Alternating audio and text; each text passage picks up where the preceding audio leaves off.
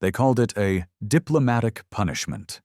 That's what the Galactic Council named the sanctions, the embargoes, and the public trial Earth was forced to attend.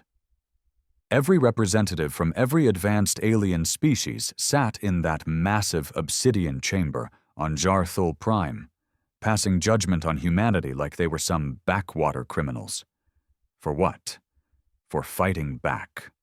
1 year before the trial, Earth had defended itself from a mining operation illegally set up by the Tavari Empire, a smug, tentacle-faced race that believed lesser species should be grateful for being exploited. Their machines had begun drilling into the Mariana Trench without warning. No communication, no agreement, nothing.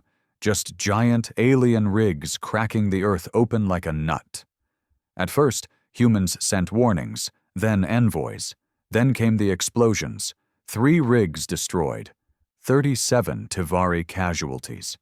And suddenly Earth was branded aggressive, uncivilized, and a threat to galactic peace. In the months that followed, food shipments stopped. Trade partners disappeared. Earth's satellites were accidentally knocked from orbit by cosmic debris. And then came the biggest humiliation: the forced attendance at the Galactic Council's judgment seat. Ambassador Naomi Ressa stood before them, the only human allowed inside the trial chamber. A slim woman with tired eyes and skin the color of rich mahogany, she looked far too human compared to the elegant, glowing forms and hulking beasts that surrounded her in the circle. "You are a violent species," hissed Chancellor Axarith, a floating crystalline being from the Zeln Consortium. His voice echoed unnaturally, like a bell rung underwater. "You are not yet ready for higher civility. Your world shall be contained." Naomi's jaw clenched. Her hands, hidden in her robe, curled into fists. She wasn't angry for herself.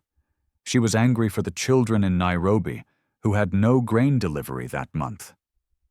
For the scientists in Luna's research dome who lost power when their solar arrays were sabotaged. For the millions on Earth living under the weight of fear, starvation, and silence. Still she bowed. "We understand your verdict," she said. "No, you don't," whispered a voice behind her. It came from General Vakor of the Trinlai, one of the Council's military arms. He grinned with tusks showing. "But you will." Earth left that trial humiliated, stripped of trade rights, surrounded by patrol fleets, no ships in, no ships out, and worst of all, broadcast across every civilized planet as a cautionary tale. That was the moment humanity stopped pleading. They started planning. In the bunkers beneath Geneva, in the cyber labs of Seoul, in the deep silence of the Martian colonies, they gathered. Not governments, not politicians, but leaders, fighters, survivors, people with nothing left to lose and everything to take back. One of them was Elias Ward, ex-Special Ops, now labeled a terrorist by the Intergalactic Council. He had one eye, a half-mechanical spine, and a reputation for breaking bones before asking questions. He'd watched his sister die when a council blockade kept her cancer meds from arriving. "You don't keep beating a dog and expect it to stay loyal," he said during the first meeting. "Eventually it bites, and humans, we bite hard."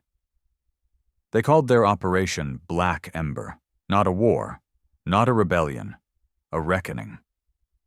Quietly, they began hijacking council drones, spoofing communications, gathering intelligence, rebuilding old weapons the council had banned after humanity's induction into galactic society. Then they started vanishing. Freighters, research ships, scavengers, slipping into the asteroid belts where council eyes couldn't see. Naomi was part of it too, publicly still an ambassador. Privately, she was the voice of vengeance. "You made humanity kneel," she whispered during one transmission. "Now we rise, and you will remember us not as beggars, but as the storm you never saw coming." It wasn't about winning anymore. It was about making them pay. One act of cruelty at a time, The Council had chipped away at humanity's pride, their unity, their hope. And now they had nothing left but rage, the kind of rage that made stars go dark. Space was cold, but rage burned hotter.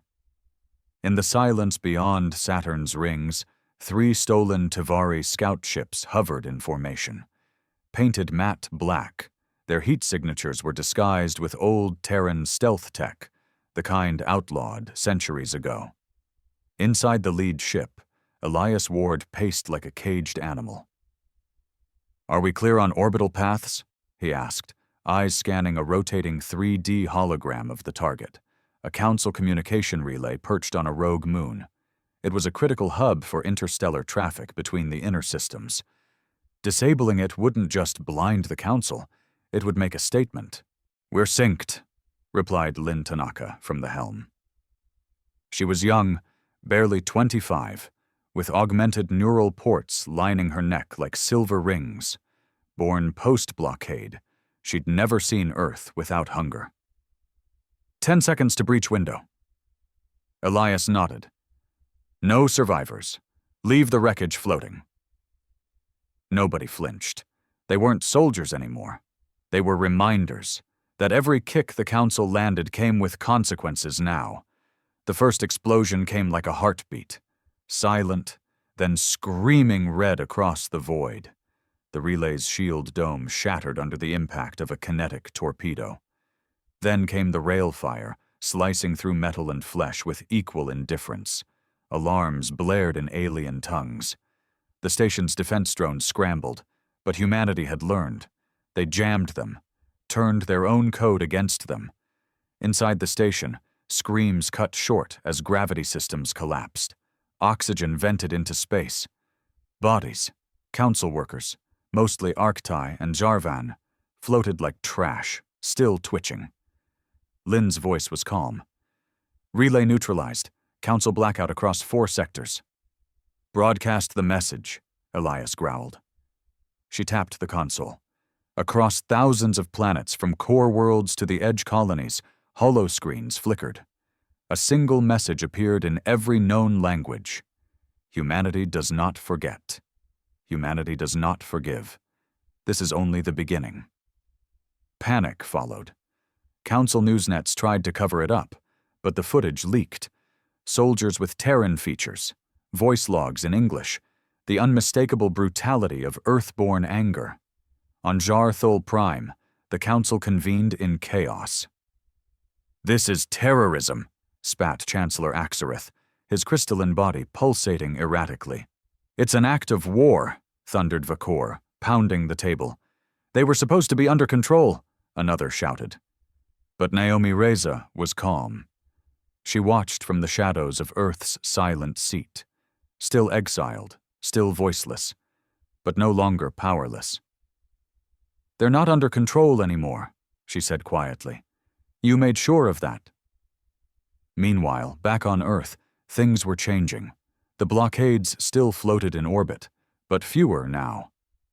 Council ships had started disappearing, their crews never found. Satellites were blinking offline one by one.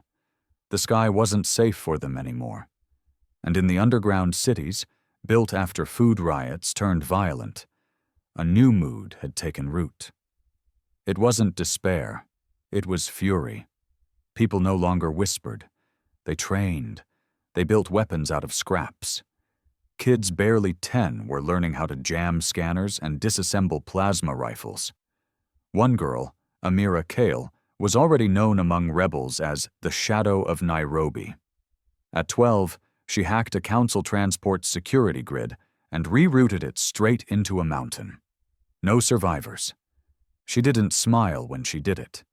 She just asked if it had food on board. And when they said yes, she told them to gather every crumb before the Council could retaliate. There was no innocence left. Only survival. Only retribution. And far away, at the edge of known space, a massive ship was being built. Hidden inside a hollowed-out asteroid, powered by a stolen quantum core, the resurgence was unlike anything humanity had fielded before. It wasn't sleek, it wasn't pretty. It was a blunt instrument, a ship built to smash through fleets and send a message in wreckage and fire. Elias Ward watched its construction with grim pride. "It's almost time," Lynn said beside him. He nodded. "They've lived with peace too long. They forgot what we are." "What are we?" He turned, face half in shadow. "We are the species that invented war before language. We loved it, mastered it, buried it under false peace until they dug it back up." He paused, staring into the darkness of space. "Now we'll remind them." The Galactic Council, once a symbol of interstellar order, was unraveling thread by thread. Panic wasn't something they were used to. Their rule was founded on cold logic, ancient treaties, and superiority complexes built over millennia. But none of that mattered when communication lines went dark and outposts turned to ash. They had labeled Earth as primitive, undisciplined, predictable. And now, they didn't know what Earth would do next. Meetings ran around the clock in Jar Thul Prime. Military fleets were redeployed, trade convoys rerouted, border worlds braced for attacks from the shadows. Everywhere, whispers of the Terrans spread like wildfire. Some feared them, others admired them, and a few began questioning the Council's righteousness altogether. Back on the dark side of Jupiter's moon Callisto, hidden beneath its icy crust, Elias Ward stood over a table surrounded by holomaps and war schematics. Around him were rebels, defectors, rogue AI tacticians, and even a few non-human allies who had grown disillusioned with the Council's lies. One of them, a four-armed Drexian named Varlock, spoke in a guttural snarl. "The Council's grip is weakening. Already 3 systems refuse to enforce the embargo. If we strike a major core world now, it will break their illusion of control." Elias grinned without humor. "That's the idea." "But which target?" Lynn asked, eyes scanning planetary coordinates. "We could hit something symbolic, like the Academy of Galactic Peace on Lyros, or something strategic, like the drone foundries orbiting Erix 3. "No," Elias said. "We hit their pride." He tapped the holoscreen, bringing up the rotating image of Solaris, a glittering city world considered the jewel of the Council's civilization. Rich, untouchable. Entire generations of nobles, diplomats, and strategists called it home. It was protected by orbital cannons, defense grids, and an elite security fleet. To most, it was suicide. To Elias, it was the point. "We infiltrate. We sabotage their systems from within, and then we make their skies burn," he said. "Let them know that even their safest nest isn't beyond Earth's reach." The plan was madness, impossible even, which made it perfect. A month later, the operation was underway. Lynn, disguised as a cybernetic trade envoy, infiltrated Solaris under a forged identity. Varlock posed as her security escort. Inside the city world's gleaming towers, luxury blinded the eyes. The people there still believed in the Council's version of reality, that humanity was a pest being disciplined, that rebels were just terrorists, that the system was eternal. But those illusions shattered when the power grid failed. The moment the lights died, panic set in, elevators froze, gravity destabilized, automated drones turned on their handlers. Across the main broadcasting towers, Naomi's voice cut through the darkness like a blade. "We are not terrorists. We are your reflection. This is the pain we endured. You just didn't feel it, until now." Then the sky turned red. The resurgence arrived through a cloaked slipstream, breaching Solaris's orbital defenses with terrifying speed. No negotiations, no demands, just thunder and vengeance. The first barrage shattered the planetary shield array. The second ripped into the spaceports. Fire rained across towers that had never seen war. Council guards scrambled. Civilians screamed. but it was too late. Elias led the ground assault himself, boots stomping over marble walkways stained with smoke and blood. He wasn't here to conquer. He was here to remind them. One council envoy begged at his feet. "Please, please, there are children here. Families. We're not all like them." Elias looked down, eyes cold. "Neither were we." He walked away as the detonations echoed behind him. The resurgence pulled out hours later, leaving Solaris crippled. The city's once proud spires were twisted ruins, its rich elites reduced to dust or dragging the wounded through rubble. The message was clear. Nowhere is safe. Back on Earth, crowds gathered around makeshift screens in underground cities. When they saw the fire consuming Solaris, they didn't cheer. They didn't cry. They watched in silence. Not because they were heartless, but because this was justice, and they weren't done. The retaliation came fast, brutal, precise. Within days of the Solaris attack, the Council unleashed the Purge Protocols, an ancient, rarely used order meant to cleanse rebellious civilizations before they infected others with defiance. No trial, no diplomacy, just annihilation. Their first target wasn't Earth. It was Mars. The Council believed they'd break humanity by attacking its colonies first, cripple the support, demoralize the resistance.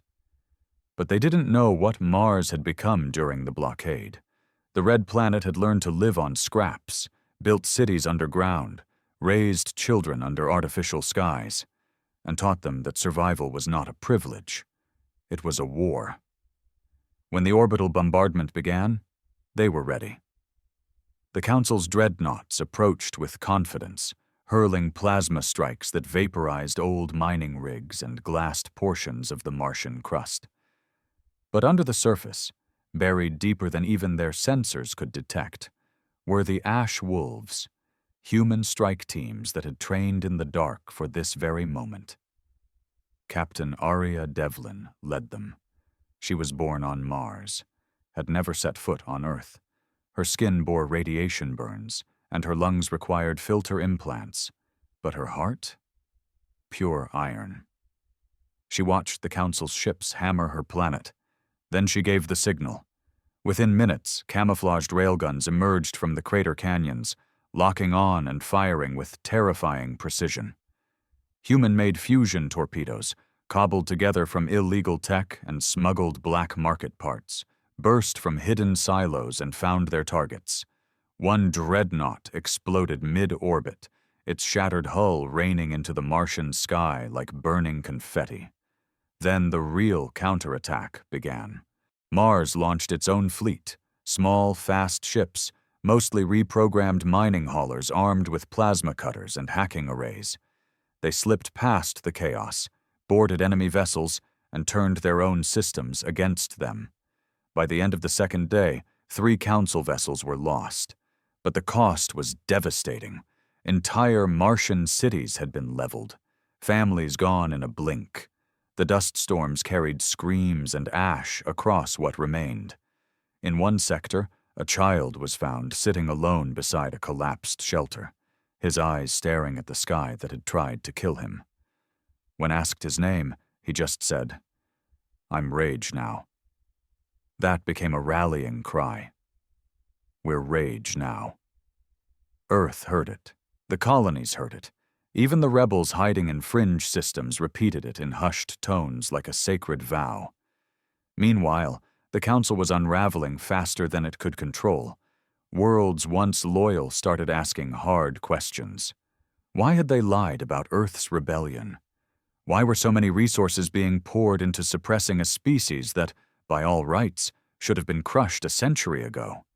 Why did so many of their own die, while the humans just kept coming back stronger?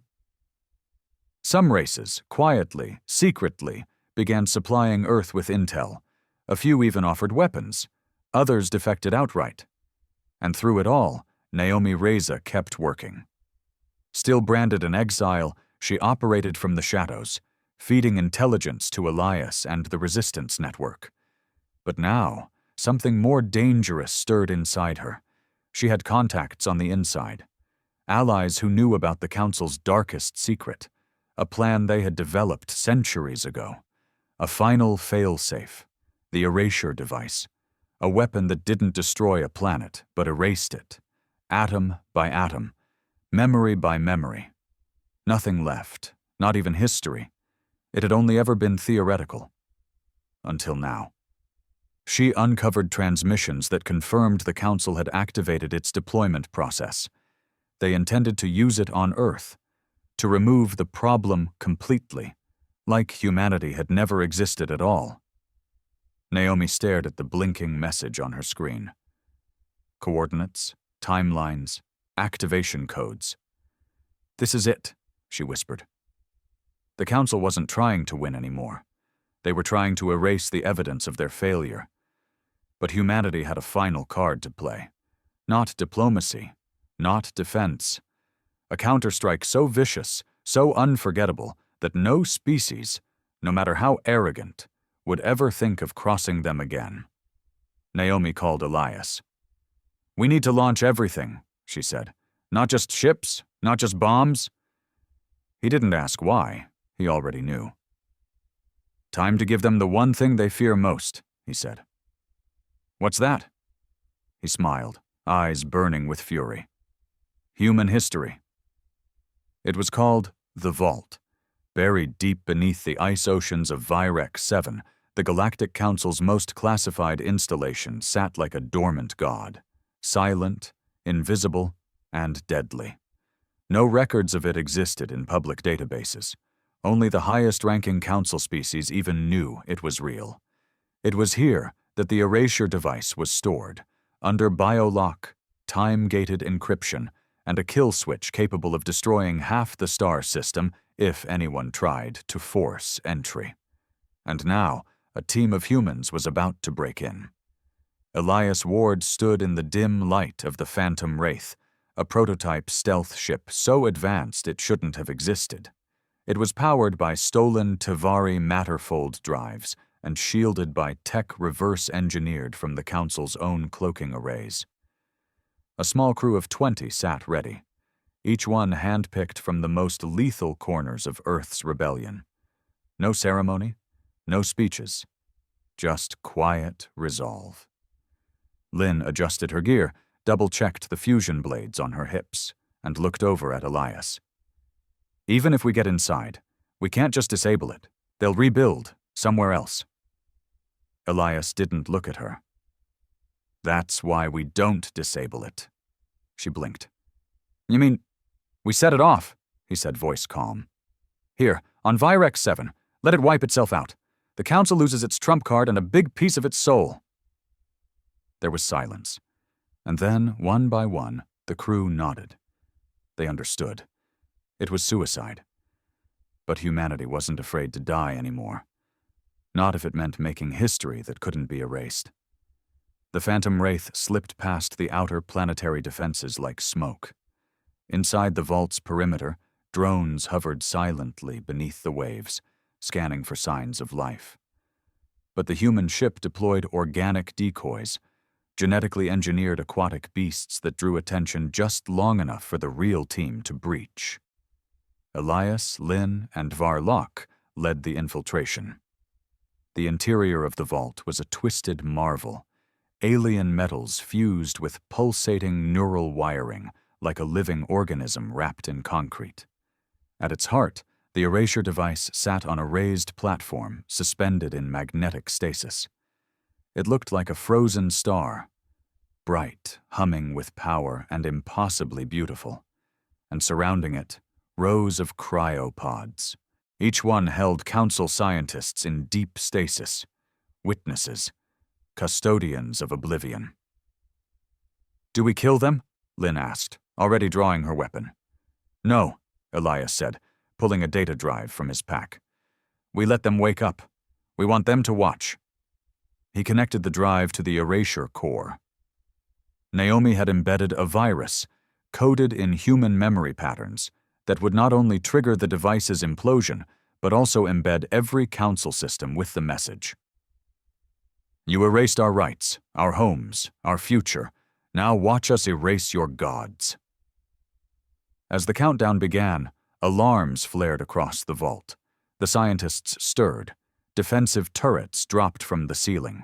Sirens screamed in 16 languages, but it was already too late.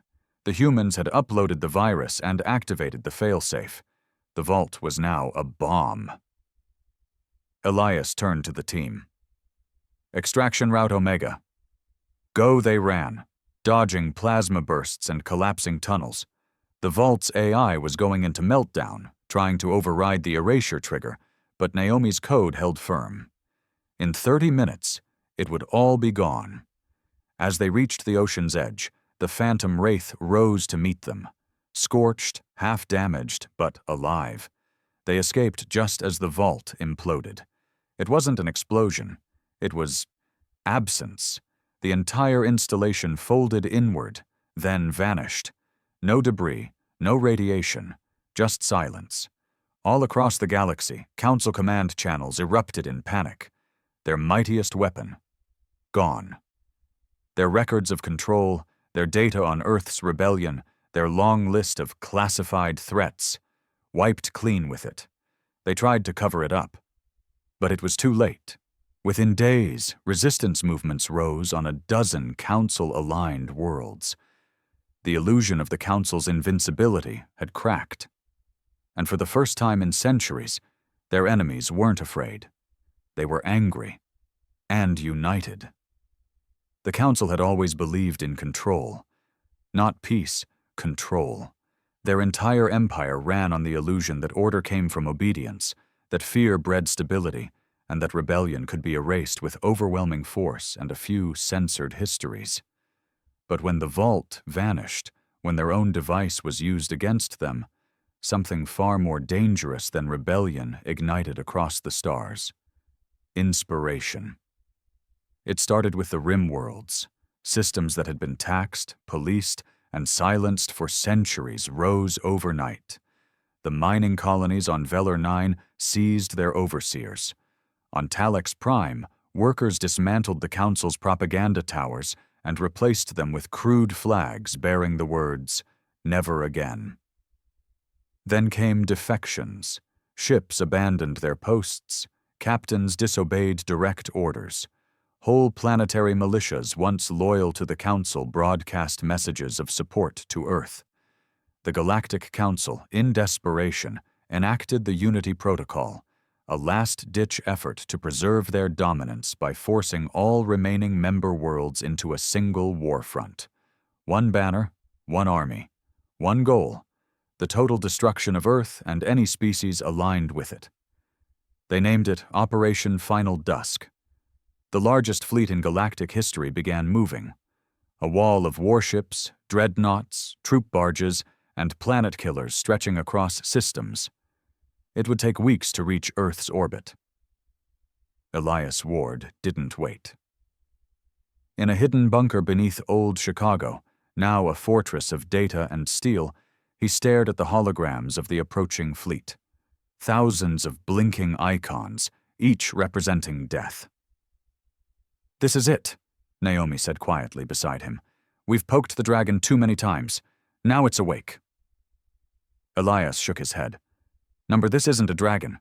Dragons have pride. This question mark. This is a dying god clawing at its tomb." They had only days to prepare. Earth's surface defenses were still patchwork. Missile platforms, cloaked railguns, EMP towers, most of it built from salvaged Council tech. But Elias had one thing they didn't. Unity. He called in every favor. Every ally. Ships from the Martian resistance. Stealth bombers from the Saturn Syndicate. Pirate crews from the Andromeda Expanse. Even a few Tavari engineers, once enemies, arrived with experimental plasma cores to supercharge Earth's grid. They weren't just defending Earth. They were defending the idea of resistance itself. As the Council fleet crossed Neptune's orbit, human ships rose to meet them. The sky turned into a battlefield of gods. Explosions lit up the void. Hulls cracked. Pilots screamed. But for every human ship destroyed, 2 more flanked behind it with righteous fury. Elias led from the resurgence, now upgraded, scarred, and more dangerous than ever. Varlock manned the main cannon, while Naomi coordinated the defense nets from an orbital station. Then came the turning point. The Council flagship, Judgment's Reach, emerged from hyperspace, 3 miles long, armed with a singularity core. It unleashed a gravitational blast that tore through human lines, swallowing 6 ships in a second. But Earth was waiting. The old space station on Luna, once thought defunct, activated. Its core, powered by a stolen Council AI Naomi had reprogrammed herself, unleashed a counterwave of anti-gravity that destabilized the Judgment's Reach. In that split second of chaos, Elias ordered every remaining bomber to strike. They didn't hesitate. Humanity's wrath poured into the Council's greatest warship in the form of nuclear fire, kinetic rods, and code virus torpedoes that melted its internal AI. It cracked in half. Then burned. Across the Council's command lines, silence. The unthinkable had happened. Their strongest ship destroyed by humans. Panic rippled through their fleets. Confusion, infighting, and then retreat. The Grand Fleet turned, broken. Not by overwhelming force, but by sheer will. Humanity didn't win because it was stronger.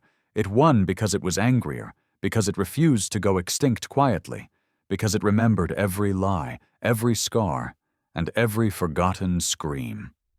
In the smoking aftermath of the largest space battle in recorded history, Earth should have had a moment to breathe. But peace wasn't waiting in the shadows. Revenge was. The Council's defeat over Earth didn't unite the galaxy. It shattered it. Within days of the retreat, the once mighty Galactic Council fractured into factions. Some begged for negotiation, seeing Earth's strength and public sympathy as a sign to reform. Others, the old bloods, refused to bow. These were the ancient species, the ones who had built the Council from chains and conquest. Their pride had been too deeply wounded. To them, Earth wasn't a threat. It was a stain that had to be scrubbed from history. And they had one last play. A shadow general known only as Koth Zerun stepped from exile. Thought dead after the border purges centuries ago, he had returned with a fleet of mercenaries, ex-Council enforcers, and planetary assassins loyal only to him. He didn't want to restore the Council. He wanted to end humanity, person by person, planet by planet. Elias learned of him too late. Koth's forces struck the outer colonies first, burning human settlements in deep space, assassinating diplomats, planting propaganda across the networks. He called his campaign the Correction. And unlike the Council, Koth didn't care about war laws or rules of engagement. He wanted fear. One of his first messages was a broadcast on all human frequencies. The screen flickered, static cracking. Then the face of an old reptilian warlord appeared, his skin like dried bone, his eyes black and bottomless. You think you've won, but your victory is an ember in a forest fire. I have no council, no masters. I answer to vengeance, and I will teach you, humans, that rage burns brightest just before extinction. He ended the message by executing a group of captured Martian scouts on screen. Slow, cruel, just to send a message. Elias felt that message like a blade through his chest. Naomi responded with silence. But behind the silence, she was building something terrifying. It wasn't a weapon. It was a virus. Not one for machines, but for minds. She called it Project Lazarus. Built from fragments of council tech and raw human emotion, it was designed to infect Koth's command structure, not through code, but through story, memory, symbols. It spread through visuals, through old war recordings of Earth's survival, through whispers on interstellar channels. It was a digital ghost that reminded even Koth's soldiers what humans had survived. what they'd done to win. And worse, it made some of them question their orders. While Naomi fought in silence, Elias prepared Earth for a second siege. Only this time, the war wasn't coming in neat fleets or predictable patterns. Koth's attacks were random. Guerrilla, dirty, he used suicide pods, sleeper agents, plasma bombs in refugee ships. When he struck Earth, he didn't use dreadnoughts. He used memory leeches, devices that burned out the history archives in major cities, deleting human records, erasing family trees, even war logs from the Great Battle. It wasn't about killing humans anymore. It was about erasing what made them human. In one assault, an entire museum in New Tokyo was wiped clean. Paintings gone, voices gone, names gone. But one janitor, an old man named Yuto, survived. When Elias found him sitting among the ashes, still clutching a scorched datapad, he asked him why he hadn't left. Yuto simply said, "If they erase the stories, they erase us." I stayed to remember. Elias took his words and made them a banner. "We stay to remember." He painted it on ships, uploaded it into firewalls, embedded it in code. And humanity, tired, bleeding but unbroken, began fighting back again. Not just with guns, but with memory, with art, with defiance. It began with silence. Not the comforting silence of peace, but the sharp, cold quiet of anticipation, like the breath just before a scream. Koth Zerun had come to finish what the Council could not. He descended upon Earth with his Nightborn armada, a fleet made from the bones of conquered ships, each vessel radiating stolen energy from obliterated civilizations. No rules, no broadcasts, no demands, just death. He didn't seek surrender. He sought extinction, but he miscalculated. He thought humanity would fight like before, with desperation, grit, and outdated weapons fueled by vengeance. He expected stubborn survivors, cornered and angry. He didn't expect Earth to evolve. Elias Ward stood on the command deck of the Resurgence, not in armor but in black, mourning, not for what had been lost, but for what they were about to become. Behind him stood Varlock, scarred and unshaken, and Naomi, who had long since stopped smiling. They weren't fighting for survival anymore. They were fighting to become unchainable. Naomi's virus, Project Lazarus, had reached its final stage. No longer just infecting systems, it was now embedded in the minds of soldiers, rebels, civilians across the galaxy. It carried memories of Earth's fall, its rise, its fury, and it passed from being to being like wildfire. It didn't kill. It woke people up. When Koth's ships entered Earth's orbit, expecting a fractured world, they found a unified defense grid channeling energy from every colony. Mars sent kinetic warheads. Europa fired plasma spears. Titan, once silent, erupted with electromagnetic javelins that pierced Koth's cruisers. But that was just the prelude. Elias activated the final phase of Naomi's plan. The Mirror Core. It wasn't a weapon in the traditional sense. It was a psychological AI that reflected back every command Koth gave, twisting his own orders into doubt among his troops. Soldiers began hearing alternate commands. Ships were split between conflicting directives. Chaos took root. Inside the Nightborn armada, captains fought each other, unsure who truly led. Koth's fury echoed across all channels. "You mock war with tricks and riddles. Come face me like a soldier," Elias answered. The Resurgence broke through Koth's line, flanked by retrofitted rebel cruisers and drones controlled by children on Earth who had grown up learning war like math. They didn't fire first. They let Koth come. His flagship, the Bleeding Maw, locked onto the Resurgence, one final duel. But Elias didn't fire a single shot. Instead, he opened a channel and played Yuto's recording. The old janitor, his voice rough, trembling, speaking over ashes. You can kill a man, burn a home, erase a name, but you cannot destroy memory. You cannot end what refuses to forget. And then Elias spoke, quiet but unflinching. We don't need to win, Koth. We just need to make sure you're remembered as the last tyrant. And we? The last species you underestimated. Naomi hit execute. The virus spread, not into ships, but into Koth's personal neural core. The AI assistant in his own brain, once loyal, began replaying every atrocity, every scream, every erased world he had destroyed. Koth screamed as he lost control of his own mind. His ship powered down, and Earth, without mercy, opened fire. The bleeding maw exploded into a silent, brilliant storm of white light. The war was over. Not because the enemy had surrendered, but because they no longer had the will to fight.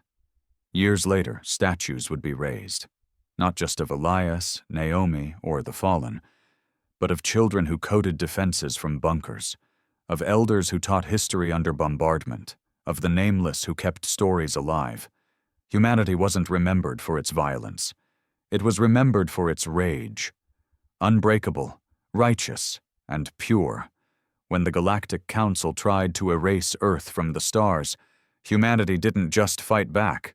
It rewrote the ending and made sure everyone remembered forever.